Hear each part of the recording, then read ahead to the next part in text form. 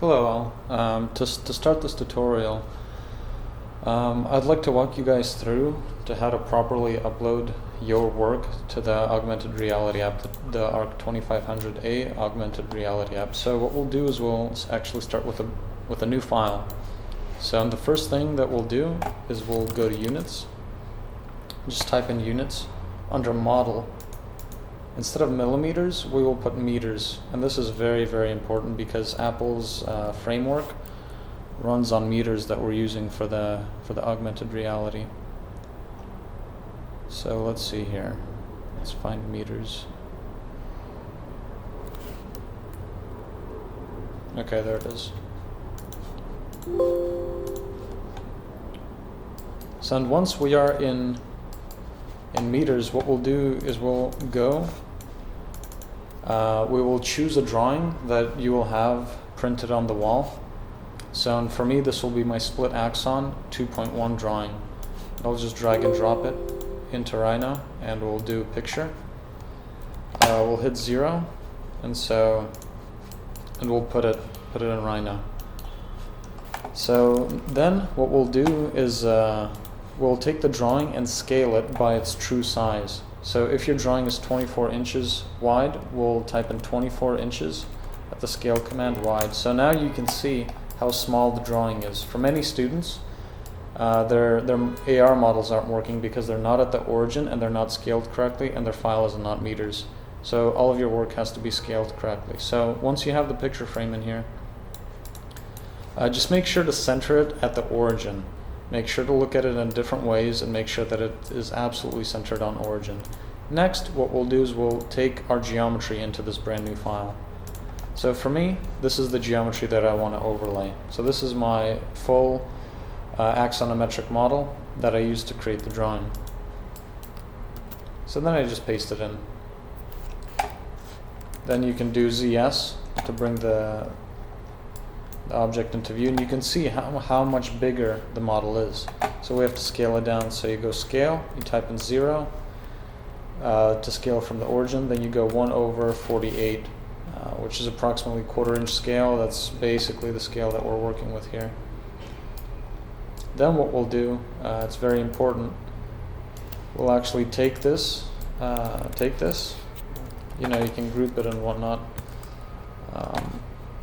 You hit this point and you bring it to 0. So now your drawing is above the plane. That's very important. So now what we'll do is we'll actually align the drawing with the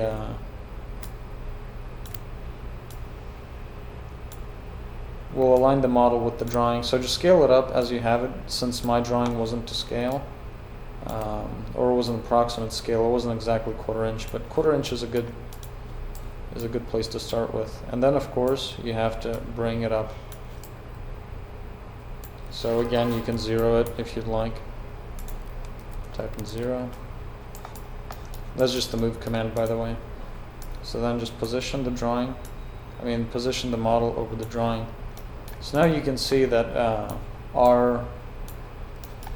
the file is in meters, the model is exactly where it needs to appear in the augmented reality. You have a reference drawing in Rhino so that you know how these things will align. So augmented reality will allow you to actually superimpose a three-dimensional drawing on top of your, a three-dimensional model on top of your drawing. So what we'll do now is we select only the geometry. We do not select the actual picture frame.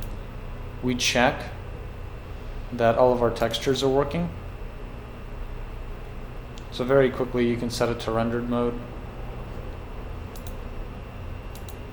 And you can see all of our textures are working. So this is very important. So you select just this, not the picture frame, and you go File, Export Selected. So then we choose .dae. .dae, you absolutely have to export the texture, so please hit the Save Textures, Save Plugin Data Sure, and then we will call it by your first and your last name, nothing else. So then we'll look at Explorer and let's see what it wrote out for us.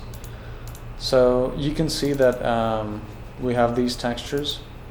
So what we'll do is we'll actually place the .da file right next to the textures, and we will right click, and I have WinZip installed, so it allows me to zip these up quickly. So then this zip file is just representative of what's in the folder. You can open it up to take a look. So you can see that you have the true name of your textures. Do not change these names. Your DAE file is called your first _ your last name, no caps. And that's it. And also, you need to send me your JPEG file. For me, it's very important that it's around 200 kilobytes. That's a good file size. By no means send me a file that's more than 1 megabyte. It doesn't have to be good quality. It just needs to be fast enough so that the AR program is able to process it. So I use 1000 pixels wide, 1000 by 1000, and you can export, save for web out of Photoshop, a JPEG at 60% quality, so that it's less than 1 megabyte. So, I mean, aim for 100, 200 kilobytes, not more than that. If not, if you're unable to do that, just send me your file and I'll take care of the conversion for you. But be mindful that I have 168 students that I need to do this for, multiple times. So, once you have these two files, you then upload them to Dropbox. So once you have this link, please take your JPEG file, which is your registration surface. Please take your zipped .dae file, which includes all of the textures. And just take both, upload them to Dropbox. Be sure to put your first and last name and hit upload. So then you can put an email there, and then it'll upload it for you.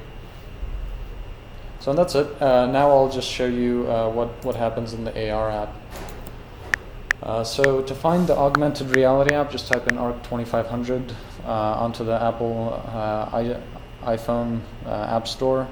This runs on both iPhone and iPad.